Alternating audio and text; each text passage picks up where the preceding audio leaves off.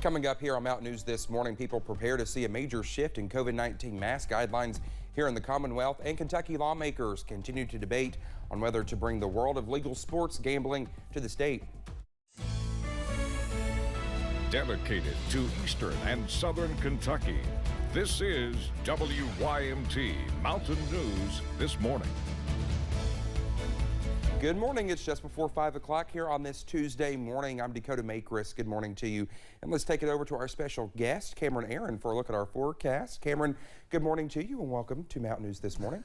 I don't know why I act like you don't work here this I'm here at least once a week. Yeah, you just filled in last week. Yeah, so. Oh, it's always a treat to have you. Well, appreciate it, Dakota. Good morning to all you guys at home as well. It is a chilly start to the morning. Many people are waking up to temperatures in those upper 20s, and one location is the London Corbin Airport. Let's take a look at that camera.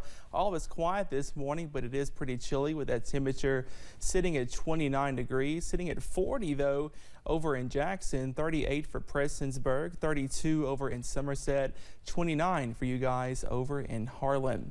Like I said, all is quiet as you walk out the door this morning. Nothing happening on satellite and radar, and that will continue to be the case as we go throughout the rest of your Tuesday. We get warmer today, highs topping out in the middle 60s across the region, and we stay dry under a mix of sun and clouds. But how long does this dry weather last? I got those details coming up just a little bit later. Dakota? All right, Cameron, thank you. Well, after 5 hours of talks, Russian and Ukrainian delegations agreed to resume negotiations in the near future, but the fight still rages on. The senior defense official says Russian forces could attempt to encircle Ukraine's capital of Kyiv in the coming days as average citizens join the country's military to fight to defend itself. Ukraine's president has applied for immediate membership into the European Union.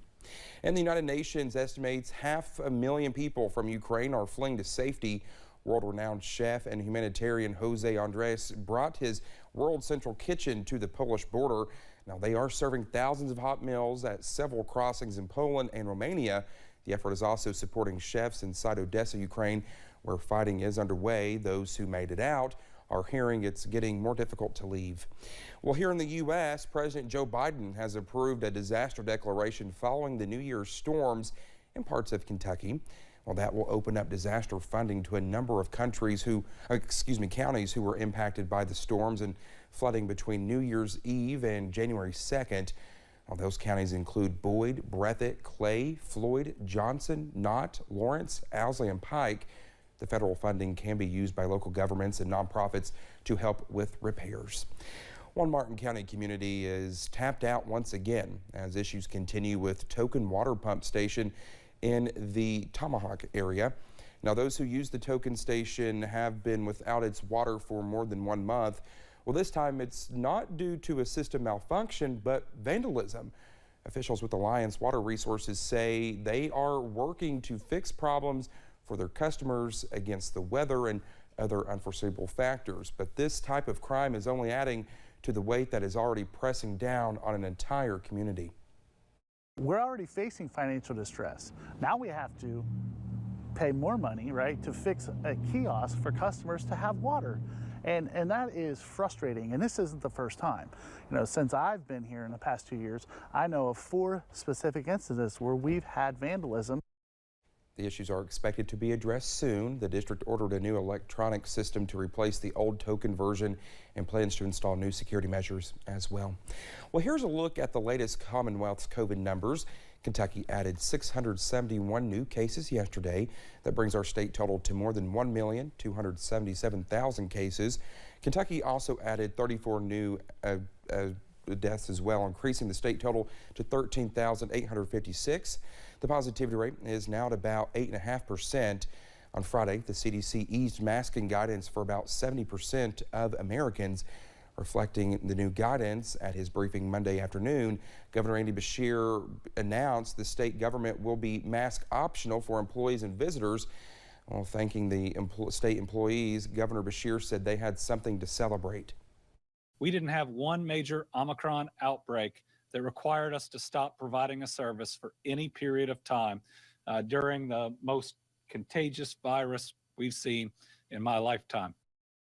The governor said everyone should try to support people who may still want to wear masks for any reason, saying he would likely still wear a mask in the Capitol. Well, there is renewed debate in Frankfort to legalize sports betting here in Kentucky. A series of bills were filed on Monday. One representative cited a poll that was released just recently about sports betting in Kentucky, where 65% of those polled supported the measure, while there are 26% against it. Meanwhile, 33 states have legalized sports betting, including every state that borders Kentucky but Missouri. Some say many are literally driving across the border to make wagers instead of leaving that money in the bluegrass. We can either bury our heads in the sand and tell people that they're not grown adults and they can't make these decisions, or, like I've said, we give them the opportunity to do so. We tax it, we regulate it, and we make sure it's done above board and give people the protections from their government that they deserve. Well, some are speaking against the legislation, saying promoted sports wagering will further impoverish Kentucky's poor by taking money out of the hand of families and shifting it to the gambling industry. The House Education Committee will hold a hearing today for a bill on name, image, and likeness rules for college athletes. It already passed out of the Senate unanimously earlier this month. If it becomes law, it would set regulations for NIL deals in Kentucky. Earlier this month, UK basketball coach John Calipari testified in support of the bill. And Governor Andy Beshear and Ohio Governor Mike DeWine announced plans to jointly apply for $2 billion in federal funds to build the Brent Spence companion bridge and improve the existing bridge. The bridge carries Interstate 71 and 75 across the Ohio between Covington and Cincinnati. Each state will pay for the approach work on their respective end of the bridge. Current estimates are more than $1 billion for Kentucky and nearly $1.5 billion for Ohio. The project will be paid for using a mix of federal, state, and local dollars. If grant funding is secured, they hope to make updates to the bridge to help with the congestion, traffic, and bottlenecks that often happen. Well, thank you so much for getting your Tuesday morning started with us here on Mountain News This Morning. When we come back, heavy research suggests the rate of climate change around the world may be worse than once predicted. That's next. Another beautiful day is ahead, but how long does that dry weather stick around? I got those answers coming up.